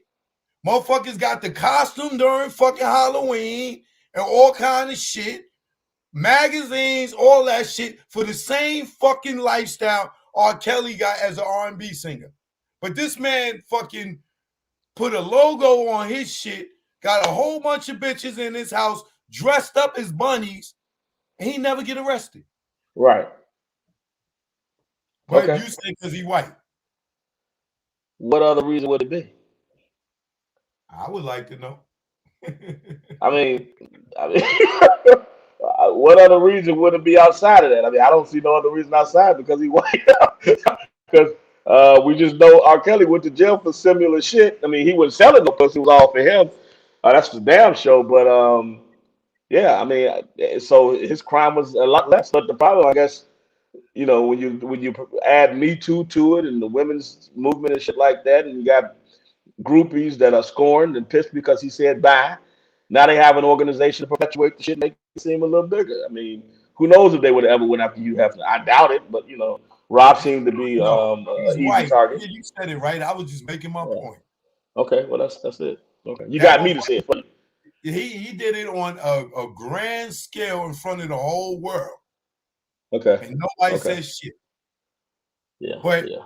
Okay. Now, go grab all the girls that lived in the Playboy Mansion. Right. And tell them motherfuckers to tell you some of them stories that happened in there. I bet you that shit is way worse than R. Kelly. I'm sure 20 years from now, maybe 10, 5, we're going to hear the story about what went down. And because media needs something else to talk about now that they took Rob. They'll eventually, they always go after one or two of their own. Look what they did with Harvey Weinstein and Weinstein, you know, so they'll find some reason to go after somebody else. It is. They have to throw in a token every now and then to make it seem balanced, you know. Let me address something that people have been asking and people have been saying. First of all, I don't have any of fucking Rob's music or his memorabilia or his gold records for sale any fucking where. If I was going to put shit out there, I would put it on my platform, inmebuild.com. Why the fuck would I make somebody else some money when I got a platform I can put it out there on my own? I'm not about that shit. I'm about making sure we keep the money within, not giving it to somebody else. So I don't have shit on eBay. Whoever's lying and saying that I do not. All of his music is safe, tucked away, waiting for him to say what he wants to be done with the shit. And until that happens, it's gonna stay safe and tucked away. I have every unfucking released album, and all the motherfuckers are sitting there in certain places, secured and copyrighted. So all that shit about me putting out his music, I don't want a dime off of none of that shit. If I set up a platform and whatever I spend, I expect to get paid that back, and any fucking percentage for my work, which may be 10 to 20 based on how much I put in. But other than that, that's his shit. And I don't take pride in taking nothing from no motherfucking body else. So I don't care what none of y'all saying about that. In that trash right the fuck now. I don't steal people's shit. 46 years in, I'm 46 years old. 30 years in the game. I ain't never been known as a thief until you motherfuckers is coming with this shit now. So cut it out. Stop it. Now let's get on with the show. Let me ask you, Dabrowski took a picture with his Billboard award. He said you let him take a picture with it. You pulled it out a pillowcase with a bunch of other shit that you had in there. Dabrowski's a lying motherfucker. I had this right here. This water still sitting in my house to this day, and it's gonna sit here. That's one. That's the other one, and that's a picture of my brother. That's it. That's all I got as far as memorabilia. Rob gave me a watch. I recently gave that to Kerry because Kerry didn't have shit of his own brother, so I gave it to Kerry and said, "Man, this is from your brother. Keep it." It was a real expensive fucking watch. I gave it to Kerry, and that was it. But I ain't got no bag full of shit. I got masters in music. The masters can't fit in no fucking bag. It takes a truck to move them, and the music is on the drive. So I don't know what the fuck else Deboski's talking about. He's lying. But go ahead. But he had a picture with it. You let him take a Yeah, picture with it? I just showed him the pictures right there. Oh, Those yeah, things. yeah. Because some people I were just saying that showed you. Yeah, I'm not denying that. I'm not denying that I got he those. buried it in his backyard. That's what No, they they were. was at the warehouse when we took the fucking stuff out of there, and I said, you know, I'm gonna just keep two of these as a keepsake. So what, man? I didn't steal shit. I had permission to be in there. Rob was locked the fuck up. All that shit we were talking about putting it on auction sites to raise money for his defense. So what the fuck is the problem? I mean, you know, nobody's saying that I stole shit but knuckleheads. Keith is the one that was in there with me. Trust me, he got a ton of shit too. So cut all that shit out about somebody stole something. We were tasked to handle certain things after he got fucked up, and that's what we're doing. It's no chance that I got his intellectual property and Keith got his power of attorney. You don't give everything to one person. If I get caught and I got power of attorney and intellectual property, mission fucked up. But as long as one of us are good, mission straight. Period. Right.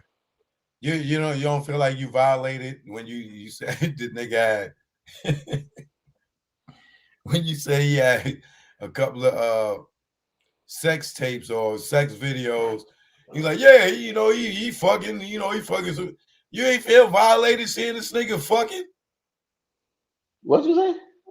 I said you didn't feel like you was violating his privacy watching him fuck in them sex videos? Nigga, he had a sex tape on fucking for sale on the internet. How the fuck am I violating it with people watching them pissing on bitches and shit? Come on now. Whatever the fuck happened with that Because that, shit. that shit ain't public. Yes, they took that shit out. I was selling them shit so in Jewtown around here. Come on, man. Cut that shit out. It's like Rob goes on tour every day and put his ass and his dick and everything in front of people, in front of millions of people. And me saying that's a problem? He in videos talking about fucking and second and fucking 5 or 6 bitches, and me saying that is a problem? Come on, now let's be real with this shit. Don't just make it a Okay, problem because I said it. can you He say said it too. Shit. can you say who you saw him fucking? No, I didn't see him. What you mean? I saw the tapes with names and XXX on the motherfuckers. I didn't see no Oh, motherfucker. I don't sit there and watch this nigga fucking nobody. No, I no, watch porn, but that's not what I, him. that's what I thought. That's what it seemed like, brother. Come on, You man. said That's what it is. That's your creepy ass disposition. listen, Joe, listen, no, no, no. listen, You suck a lot of dick. That's your disposition. no. All you Listen, freaky motherfuckers took it that way. no, nigga, no. It is listen to your words. You say he got videos of him fucking. They ain't no young bitches. How you know if they young or old if you No, didn't I watch? said videos in there. I said that. See, that's your creepy ass again. Putting that Uh, fucking in there. I just say how you shit know about they that old and or hear young? watching. I How said do there's you know videos there. How you know if they old or young if you ain't watching, nigga? And say I told you what it hit the names on there. We know what's on those cold niggas. You done taped some tapes.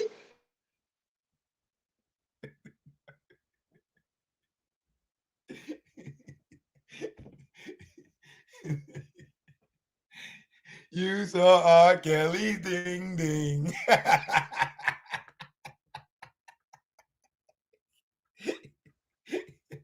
You saw R. Kelly's ding ding.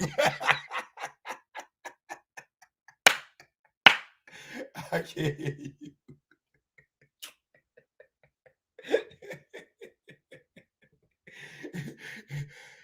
Yo, I can't hear you, dog. I can't hear you. I can't hear you.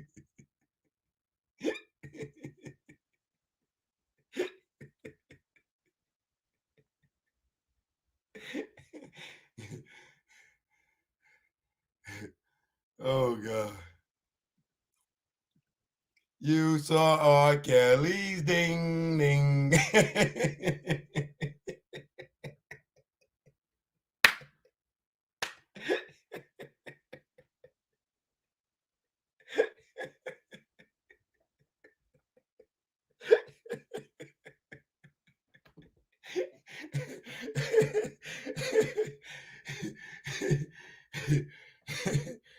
Come on, John, come back, man.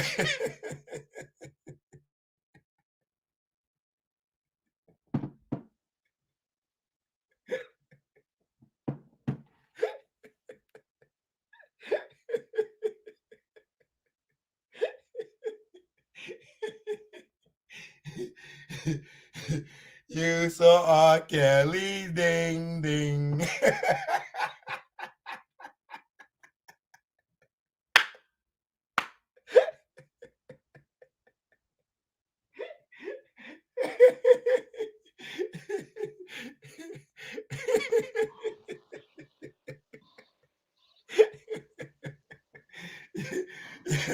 Yo, Don, you can hear me? Yeah, I'm here. All right, cool. Oh God, man, I needed that laugh. That shit was funny as hell, Yeah. nigga. Man, people are just funny when they lose their sense of just humility and humanity, man. Listen, I'm not saying Rob did shit wrong because I didn't see none of that shit. But goddamn, Dave Chappelle done said the shit. All these other motherfuckers, and y'all got a problem because I'm sitting over here talking, joking about the shit. That's my nigga. I done went to bat for him. If anybody deserve to joke about this motherfucker, it's me. I got charges because of this shit, and Right. I ain't took no fucking plea deal. So stop saying that shit.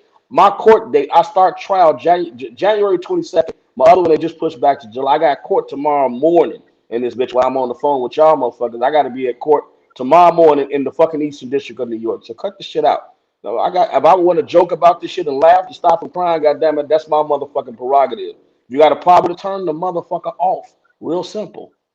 Let's move As simple forward. as that. As simple as that. So let me ask you: Did anybody in his camp get immunity on this case? All them niggas did. Why you think that none of the motherfuckers? Why they need me? All the motherfuckers that was around him, you named a whole bunch of bitches, and half these motherfuckers got flown in by one of them niggas, got picked up at the airport by one of them niggas, got paid to go shopping by them niggas, got took out to dinner with those niggas. Why ain't none of them niggas on trial with him? Why? Why they gotta use even this nigga Mike who didn't even fucking know him to make him one of the motherfucking goddamn it one of the fucking the enterprise? Why they need Mike?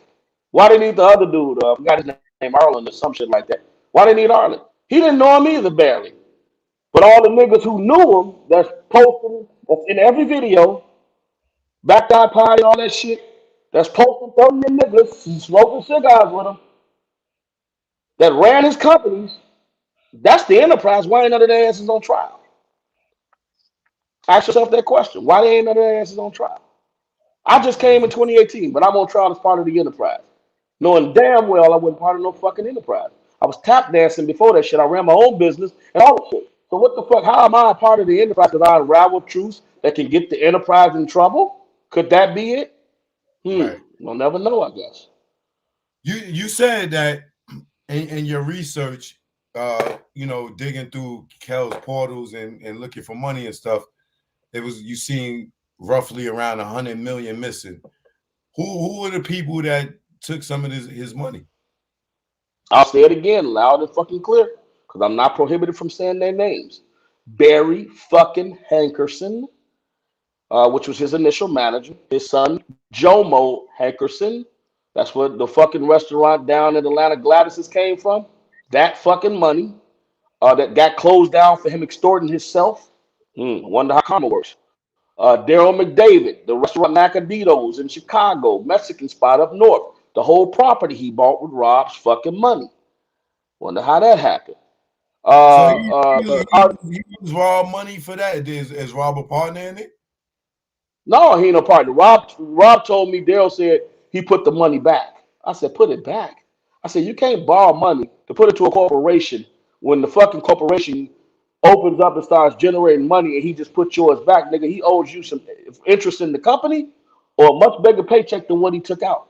So I don't Yeah. understand how he said he put it back. What did he say he put back? I mean, let's keep, I mean, so those stories were just every fuck in the year and a half, which is really about a year that I really had to work with him. It come out a 30-year fucking career. And theft happens in the door. Barry was his first manager I'm sorry, Eric Payton was his first manager. Eric Payton was a good manager for Rod. Had he kept Eric, his career probably would have hell of a lot different. Barry was his first manager, was a fucking crook and a criminal, piece of shit. was stealing from day one. So unraveling that shit back to that point, that took a lot of fucking work, man. That wasn't easy. To start looking at contracts, seeing these promissory notes, and like 4 million. Rob, what the fuck did $4 million go for? Huh? Well, man. Okay, here's a lawsuit that settled over here with Tracy Sampson in 2008, and the money was taken out 2 months after that in 2008. Huh? She got a settlement for 50,000, but they took out 4 million. And that What? kind of hard to see. Yeah, that's the kind of shit they was doing. Fuck Didn't yeah. Johanna something Pace like didn't that even with get all her Joanna? fucking money. Yeah, that's what happened with her. She didn't even get all her. They had this other bitch, Susan Logan. Susan Logan was the attorney that knew Linda Mintz, and they all worked together on this shit. It was a whole pyramid. They would go to Susan Logan, file the motherfucking lawsuit. They had Monique, what was it? These names, man. Tracy Sampson, it was Patrice somebody, Johnson, it was Ashanti McGee. All these motherfuckers filed lawsuits against Rob for money. All of them. And they all settled out of court. None of them went to court. None of them had police reports filed. None of that shit. All of them settled out of court. And what would happen is they would borrow Oh, I can't hear you. I can't hear you. I can't hear you. a little fucking interview. I don't give a shit what I'm saying to this man trying to get the truth out there. I mean, so I'm cool. You can't hear me? Nah, so go ahead, start over because it went out for a second. People are calling me while I'm trying to talk to you about certain things. I understand y'all want to say certain things to me, but let me say this truth. You know what I'm saying? Right. This is what happened. Let me get the shit out there. I'm not going, whatever. God's got my back and whatever I'm saying, so I'm not really worried about anything else. Now, all the lawsuits, you can go Google them right now. You can go up there and pull up, go to Illinois, put R. Kelly's name when you search in the circuit court, and then put up R. Kelly, Robert Sylvester Kelly, or R. Kelly lawsuits, and then you put them up in all three different jurisdictions, which is the it's criminal, it's what's that when it's about the family law. Damn, I can't. I'm having a freeze right now. It's three different jurisdictions that you can put the search in. Pull Yeah. all them up, and then you'll start seeing all these fucking lawsuits that were settling out of court. Now, what we did was we started matching them with monies that was taken out of his portal against his writer share. I mean, Right. so you got all these lawsuits, then money taken out, but then you see what the girls settle for. One girl settled for 250, one girl settled for 50,000, another girl for 100,000. Okay, well, why the fuck was they taking out 4 or 5 million? If this lawsuit was on this, and then where did the rest of the fucking money go? So then we go back in there and we look out payments that were made out of his portal that made it seem like industry payments, and that's when we would see shit like ASCAP Inc. or some other corporation that seemed like a lighting company or a goddamn stage development company when it was all owned by these motherfuckers who worked for him. So wasn't the lawyers kicking back to somebody in his crew, or His the crew was girl? setting the shit up. Everybody that was with management did the same shit, but they couldn't just steal without involving other members of the crew. So they had a whole little ecosystem set up where you'd have a lawsuit filed with Susan Logan. It was a father and a son team that represented Rob in most of these cases. Can't remember their name off the top of my head. And you had Linda Mintz, who was the head of the corporation, who would sign off on it or sign Rob's name or Barry would sign it, whatever, through power via power of attorney to represent him in this arbitration or this mediation case. It would never went to the judges. And from that point, um, uh, they would settle it out of court. They would borrow money from his publisher and then settle it out and then make the payments.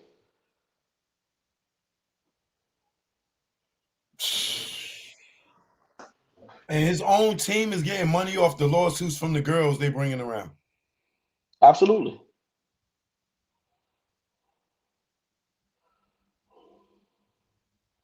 Hey, Yeah. when did he ever find this out? Yeah. That's what started happening. So what happened was me and Rob would go meet somewhere way out somewhere, and we would sit down and I would either text him, dog, I found some more money or something. We would meet and he would sit down and he would tell me, I would walk him through what happened, show him the paperwork. Of course, he's pissed, sitting there thinking, shit like that. And, you know, we didn't get a chance to start. We were in the process of getting ready to start hitting, filing some suits back. But what happened was two things happened. One, he would always have a certain person with him that was a part of his entourage. And I'm gonna say this because it's family, and I don't want to throw that nigga under the bus. But that nigga was part of the people who were stealing too. We found out that later, and that person there was responsible for telling everybody else what I was telling Rob. Now, this was a motherfucker who rode with him all the time. He brought him to all the meetings. I had no clue that this nigga was gonna be disseminating the information that we was giving Rob out to everybody else, which is why motherfuckers got a problem with me. So when we found the contract from the concert that he erased the motherfucker, somehow the amount that was supposed to get paid out got erased, and we had the same guy sign a witness statement for Rob, and we was getting ready to file. We was taking inventory of all of this stuff, and we had to get it witnessed, and that's when this guy signed it because he was a family member. And so when we was going through these contracts, the person that was on my end that was looking, I was like, this contract, this signature looked familiar. So we started going through all of the documents that we had, and we came across that person and looked at that signature and was like, damn, he's stealing from him too. And it was like, oh shit, this nigga's gonna blow the shit up because he know everything. He been at every fucking meeting. So that's what happened. Ever since then, it's been hell for And me. that person is super close to him. Blood. Damn. Don't get no closer than that.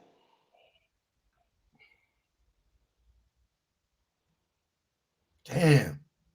That's why I said this whole thing ain't about sex, brother. This shit is about money. Well, sex is it because that's a lot of sex, basketball, and cigars is what they kept him distracted. Music. That's what they kept him distracted with while they pulled off all of the greatest crimes in the history or whatever you want to call this shit of the music industry. So you say he get ready to get his publishing back in a few years, right? 2 years. That's 2 years. Can you hear me? Yeah, I hear you. 2 years. Well, it's not even 2 years anymore. So there's a grandfather clause that a lot of artists don't realize. That's in their contracts that at 38 years they get um, their publishing back, provided they don't owe the label any money. You have to know the lawyers that can negotiate those exits, and we had a lawyer and his team involved with us negotiating those exits to execute those exits. So we were in that process. We were beginning that process of doing that, which would have gave Rob 100% of his publishing back. Sony terminated his contract, so he didn't know that shit because they breached the contract. He didn't. Um, so he would have been in a powerful position to own all of his intellectual property and put that shit out however he wanted to and reap all of the benefits from it. And that's what we were planning. Part of the plan was let's put it out on the platform. I had already built KaosNation.com. The platform was created. All we had to do was start uploading his music to it, and that would have been it. So that's what we were in the process of doing when shit hit the fan and shit started going haywire all over the fucking place. So Right. that's it. Damn, man. That shit is. There's a lot for a person that just got into the entertainment industry just to be a singer, to turn around and wind up in jail, potentially for a long time, and all you wanted to do was sing. Yeah. Shit, crazy, man. Yeah. I mean, that's what they do, though, man. People have to realize that this industry ain't never loved artists. It's loved money. You know what I mean? And it uses artists to get money. And part of that is, at the end of the day, what's old is always new again. This motherfucker right now dying to get a '67 Chevy. You know what I'm saying? So that music is gonna be new again someday. However, they got the digitally remaster that shit, it's gonna be new. Whether they use it for a movie or whatever, it's gonna be new again. It's gonna make them some more money down the road, and that's what they know. How many songs have been redone today that were hits yesterday? A lot. So Rob's Oh music yeah, is no different. and you got to understand, like right now, that's why like all the publishing companies are buying, all these artists. Oh yeah, exactly. They're buying Really everything publishing up. this shit.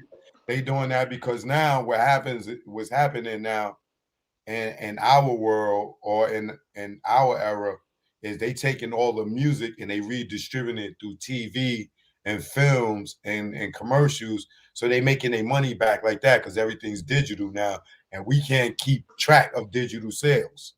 You know what I'm Well, you saying? can, So it's more technology in place now to keep track of digital sales. It wasn't in the beginning, yeah, but it's different from shit knowing you shipped a fucking million copies.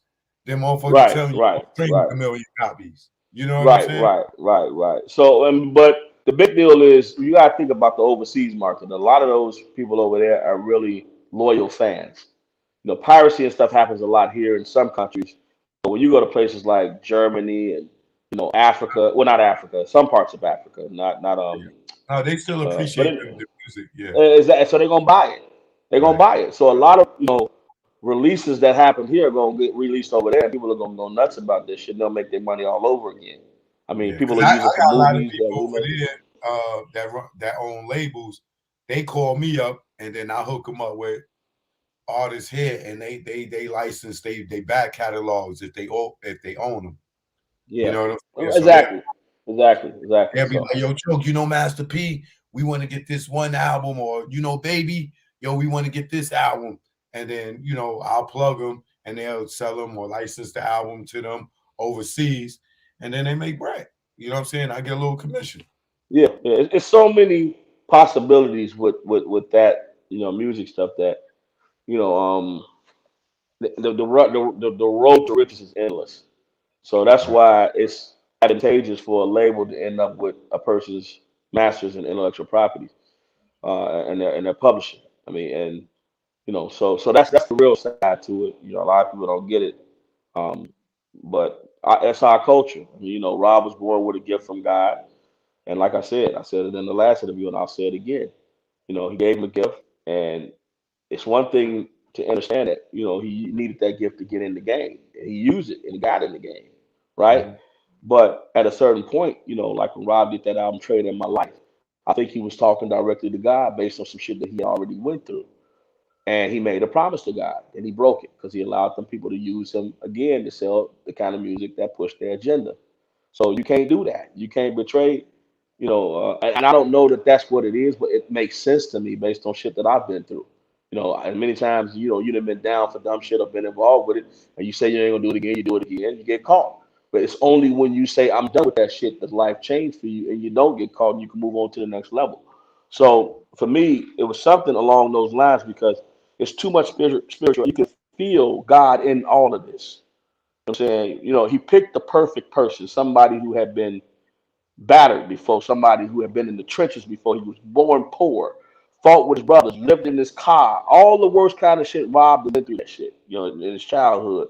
I mean, trapped in the closet with nothing but him. I mean, like literally being raped by your fucking sister.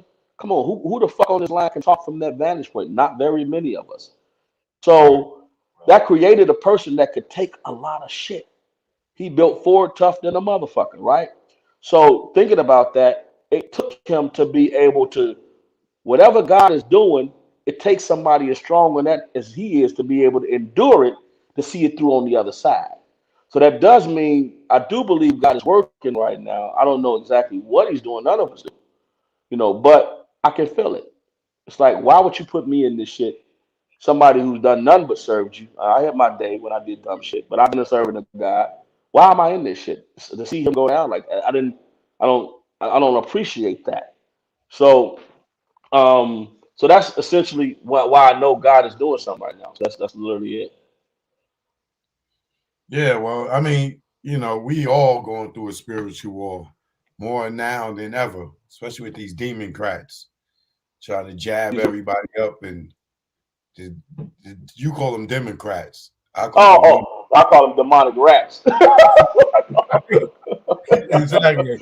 Motherfucking Yeah. Democrats, they making it real crazy out here for us right now and stuff. But Yeah, yeah, it is. It's some challenging shit going on in this world right now, brother. Man, the only uh, thing I wish we had was a good old R. Kelly song to put us, I believe I can fly right now, to unite us all would really work, wouldn't it? Which, shit, man, and he one motherfucker that could write that song, ain't he? oh, he got it written. He got a whole Yeah. bunch of shit for niggas' asses when he come out. Oh You yeah, better the nigga said he pay, been having pay make you write the best music.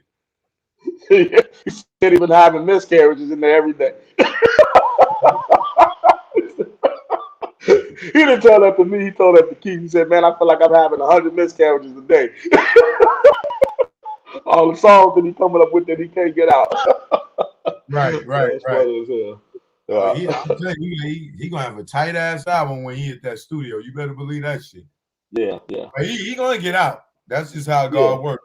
He'll I punish you believe. for your sins of the past, and he'll bless you for when motherfuckers wrongfully convict you. Yeah, I believe that. I had a couple minor weed cases myself, and they were minor in comparison to some of the shit that people go to to jail for. But and I remember the first time went down, I got caught and shit, and it was like whew, I went in there. Oh man, God, I swear I ain't gonna do this shit no more. You let me out, this motherfucker. It's not gonna happen. I promise. I promise. I promise. Baby mama, I found Jesus. I found Jesus. All that shit up in there.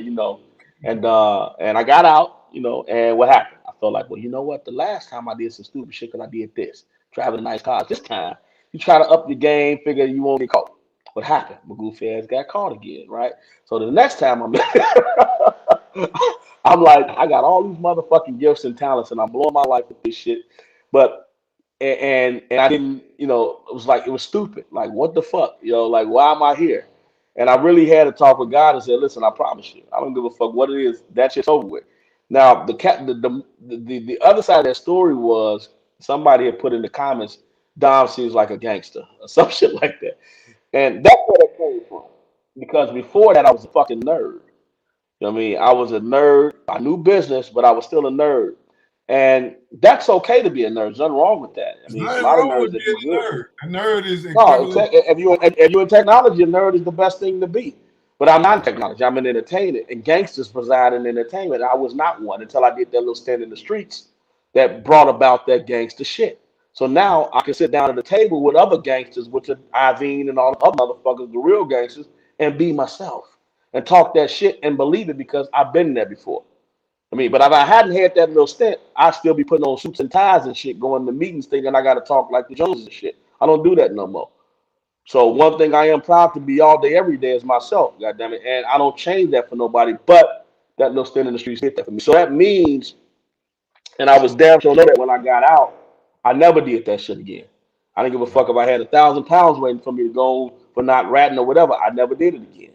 So the point that I'm getting at is one, and it was the funniest thing was it was a technicality that got me out. I was in there. I was done. I wrote a business plan for the company at IndieBuild that I got now. I wrote the business plan while I was sat down long enough to write a business plan. And then when I got out, I went to school, learned technology, but I went to court. Never forget going to court. And the shit hadn't made it, nor the money or whatever. And it was the judge was pissed off, like, fuck this shit, I'm throwing it out. I've been sitting there 6 months fighting the case. I mean, so Right. when I got out, I got this idea. I have a plan now. I went to school. I went to school 3 months trying to learn technology because I'm gonna build a platform and I don't know how to build the shit, which was indie build. And my teacher invested 60,000. He read the business plan because it was one of the assignments that we had to graduate was to turn in a fucking business plan on what you would do. So I told my group, listen, I got one I wrote already. I turned in here, invested 60 grand. That led to 2.7 million me raising from family and friends and people in the industry. So, but I had a plan. You know what I'm saying? That was the biggest thing that I'm getting at with that. So I believe that in this time, if Rob comes up with a great plan, a technicality will bust them motherfuckers right on about it, bust them right on about that motherfucker. You know what I mean? And it could be this lady Jean, who knows? You know what I'm saying? But Right. I do know God is at work. Yeah, yeah, no doubt. All right, is there anything you want to address that I didn't ask you? No, I mean, I'm pretty much, I've said everything I need to say. I've done enough interviews, man. But this is one thing for certain, two things for sure. If motherfuckers start, I didn't want to be in yesterday's, thing with you, Right. but people are attacking my people. My son, he's 7 years old. He don't deserve the shit that he's hearing in school. Um, my mom's house got broken into. I had the incident where my car got broken into. And let me address that. Let's address the car breaking into because a lot of people had shit to say about that. So we were in California. So we had did a documentary on Rob before he got arrested. And this was right before Lifetime came out. We had talked to Rob was like, man, listen, we need to get ahead of this Lifetime thing. Let's put out a video of you telling your side of the story, everything, talk about everything. So he agreed to it. Then he had to change heart after we filmed the motherfucker. He was like, I was like, he was like, I said, Rob, so what the fuck? He was like, nah, man, we gonna get the last word. I said, nah. Remember that scene in fucking 8 Mile where dude said everything they was gonna say? People weren't interested no more. Let's get out and get ahead of this thing. Nah, we gonna have the last word. I said, okay. I don't think that's a good strategy, man. But we had all this footage. So that footage, I had compiled that with some concerts that was not seen before, some interviews that people never saw. And we were going to put together this docu-series of 6 episodes. And that was around the time I had negotiated it with A&E. And that's all in the paper, how that deal got shot to shit.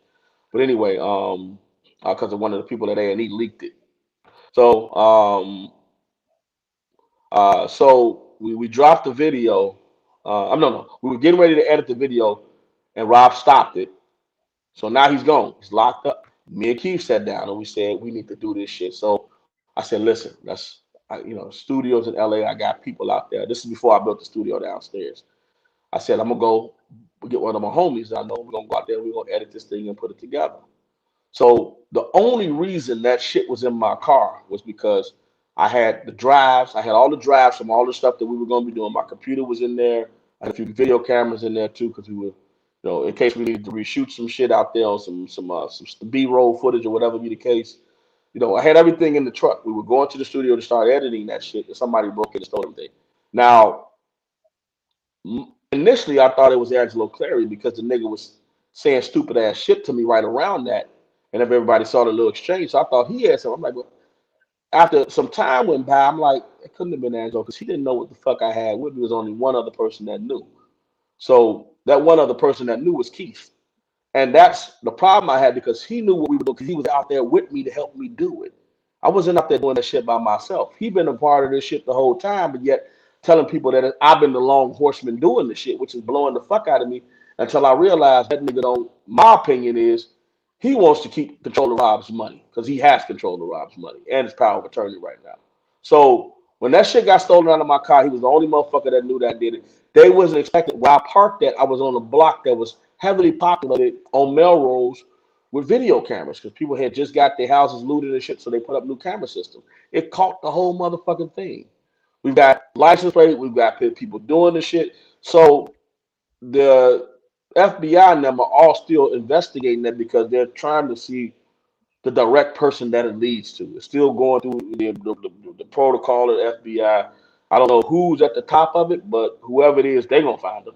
And it's as simple as that. So that is what happened. I wasn't carelessly walking around with his shit. We were going to the studio. I had it all on me because when you're editing, you don't know what you're going to do. It's a director producing the edit. And he may say, let's cut to this at this point. Do you have any footage that's like family oriented or whatever? Do you have any concert footage? So I had it all with me at the time because of that. The only good thing is that a lot of the shit was backed up to my cloud, and I had a lot of stuff still backed up at home to another drive. So I still had a lot of this stuff. So that's that.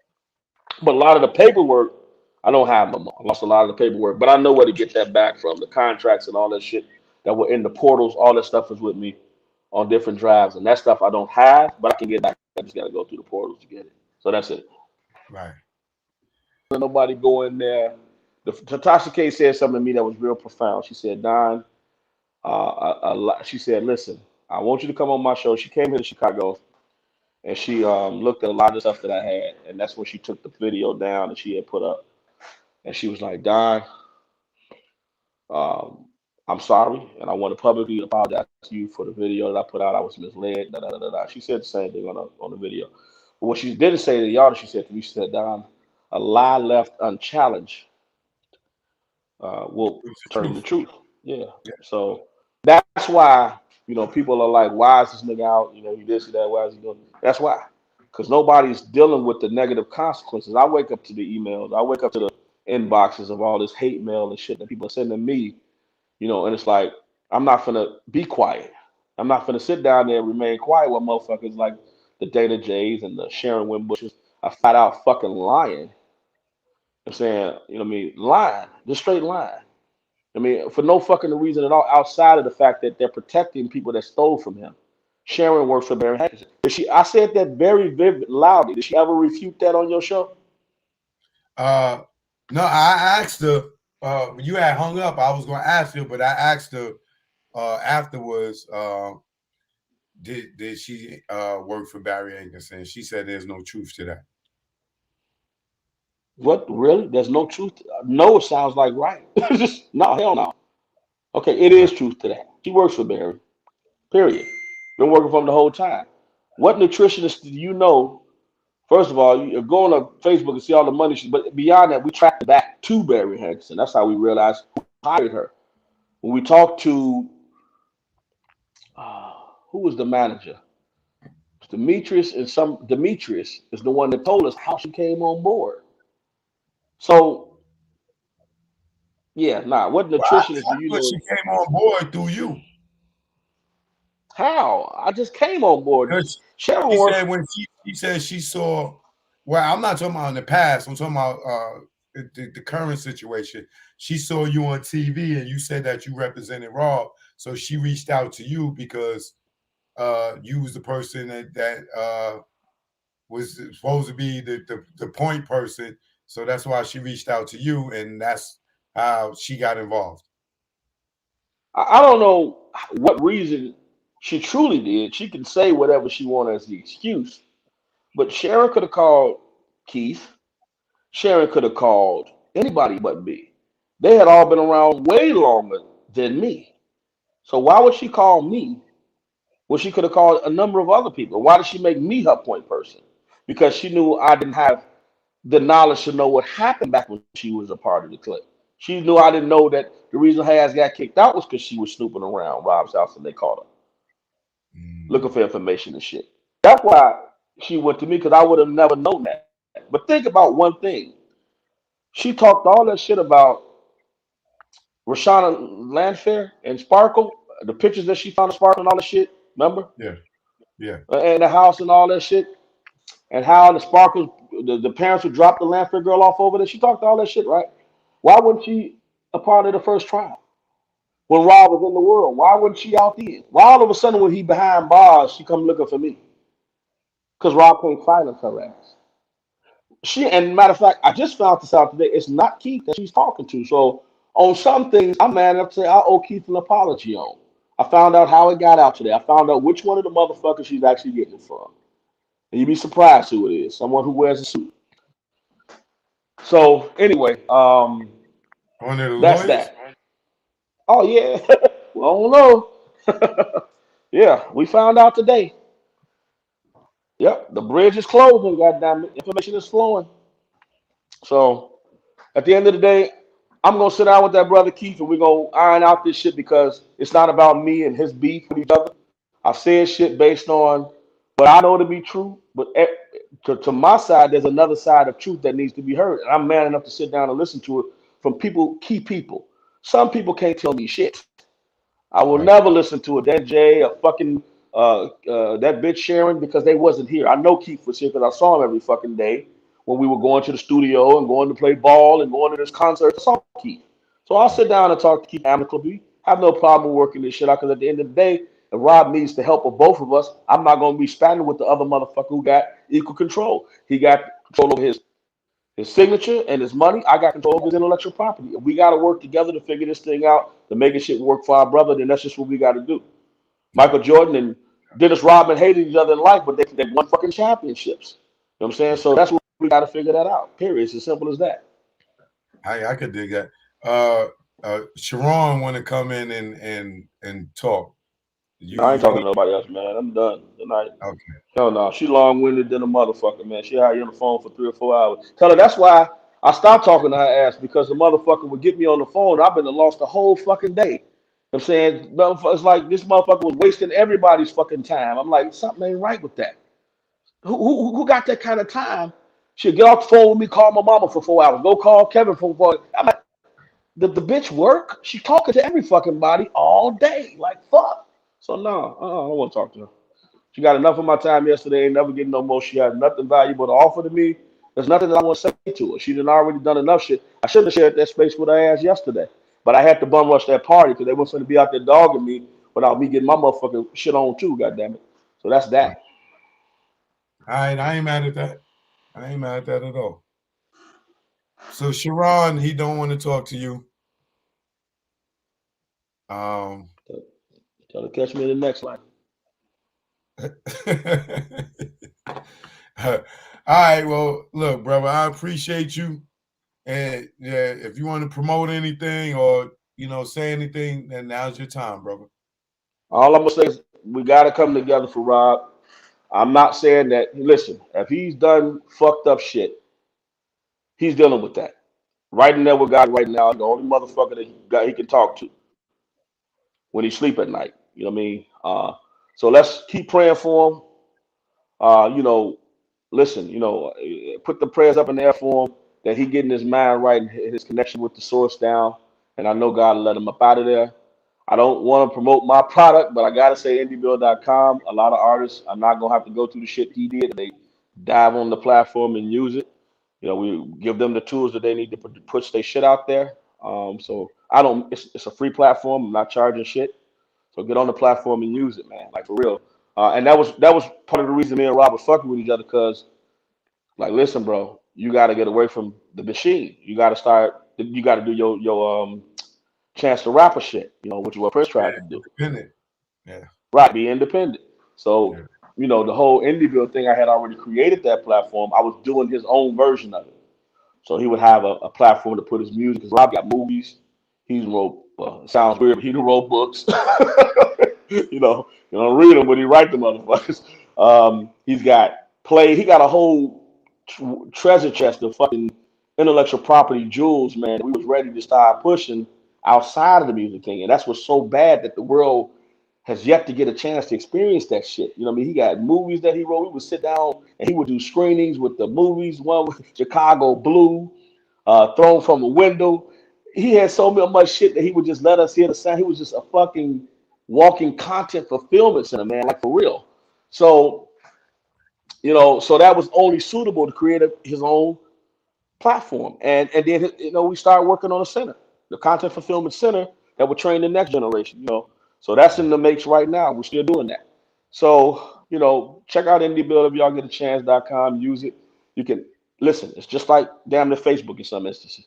So all that shit that's going on with Facebook, leaking information, changing name, deals with the devil, it's privately held. Come on over there, use it. You can do the same shit. Hook up with your family and friends, chill out, promote each other, whatever. The artists can make money and keep their money on there. We don't touch the money. So that's essentially it. But other than that, man, that's it. That's all I got to say. And this is All the right, first bro. time I've ever promoted my shit. So there y'all It's go. all good. You're supposed to promote. You know what I'm saying? I Yeah, don't do interviews if I ain't got shit to promote. You know I what I heard mean? that. You Yeah, gotta I heard make it that. make sense. Make it make dollars. You know what I mean? All right, boy. All Yeah. right, man. Stay up, man. I'm around if you need to reach me. Okay. Peace. Cool. Later. Joke, no joke. Y'all already know. Shout out to Don Russell coming through, dropping it. I hope that y'all learn more than that y'all didn't know. Sharon Winbush, I seen you. She came in, y'all, for everybody that said, "Oh, bring Sharon and bring Sharon." And she came in. She was on the screen, but when he said he didn't want to talk to her, I wasn't going to just bum rush him with her. I don't play those games. You know what I'm saying? Like, if he would have said yeah, I would have brought her in. But she knows she's more than welcome to come on and have a rebuttal to anybody. Anybody or anything. All right. Whoa. I learned some more. I learned some more tonight. Uh, I think, I know who he's talking about when he said the person is family and real close to him that was stealing. I think y'all all know who that is. And it damn sure ain't Bruce or Carrie.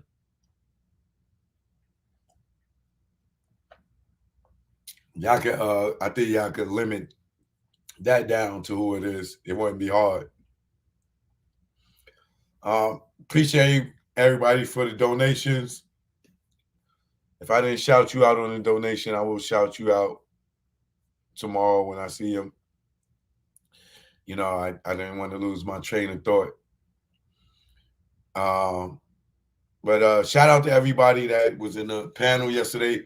Let's do the panel tomorrow because now that Don finished up everything that he had to say, any of y'all that want to address it, y'all could come on tomorrow. We can do the panel tomorrow. All right. Choke no joke. Shout out to R. Kelly. Hold your head, brother. You know, it'll happen. And within due time, brother. Just hold your head. Hold your head. I'm sure you're seeing all this and you're seeing all the injustice. I'm sure your legal team is seeing it, even the prosecution. Just hold your head, brother. Just do them push-ups. You know what I'm saying? Sing, exercise your vocal cords, make sure your shit is right. So when you come out, brother, you can go straight in the studio. You know, it is light at the end of the tunnel for you, brother. Please believe it. Choke no joke. Y'all already know. Take you out. Life with success. Right, Kels? You know what it is. Paparazzi running around trying to catch a pin. No disrespect. Being on the drums. Choke no joke on the mic. Life with success. Is this what it is? Let's go. Life with success. Is this what it is? Paparazzi running around flashing your kids, trying to catch them with a blunt or a cig, hoping that they fall in some type of addiction. Baby mama hitting you with numbers like addition. She's so high, it feel like she pimping. It's alright, bitch. Yeah, I'm tripping, but it's better than the fucking max I'm spitting. You can have every time before you see this Jimmy again. If life was a movie, you be going in the wind. And this flow ain't conceptualized on gin and tonic. But how ironic, you foul once a nigga went and got it poppin'. I guess that's why you pushed up when I was Milano hopping. Out in high school, fresh with jewels, looking successful as I do. I made you a star in the hood, kept you in leathers and bamboo. Fresh footwear, girl, I kept you good. Every color to match, your butter sauce, moved you the edge comb.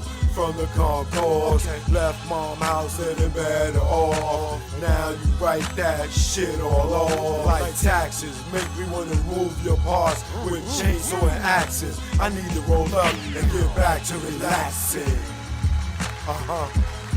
Is this what it is? Life with success, huh? Is this what it is? Chicks you took care of, motherfuckers you looked out for. Everybody turn on you back, they motherfucking hand out. Is this what it is? Life was success. Sometimes it sucks. When people want something's when they call up. Yeah. People wanna hang cause you got a new truck. Let's go. Now you hang with chicks that you dreamed you fuck. Haters want you stuck, chicks trying to get knocked up. Cake in the oven and eat your cake up. Chick get your own and raise our stakes up. The more you get, yo, the shit get iller. So I might go from the glove one and turn to thriller. Saw dealers get extorted by Popo when they needed a filler. And the shit get realer. They wanna clap back but sit back and be a griller. Or be on a manhunt like Larry Davis. That's on the realer. Success have a lot of dudes on painkillers or puffing that fuzzy like caterpillars. It ain't easy to deal with. Life is success, huh? Is this what it is? Life with success. Is this what it is?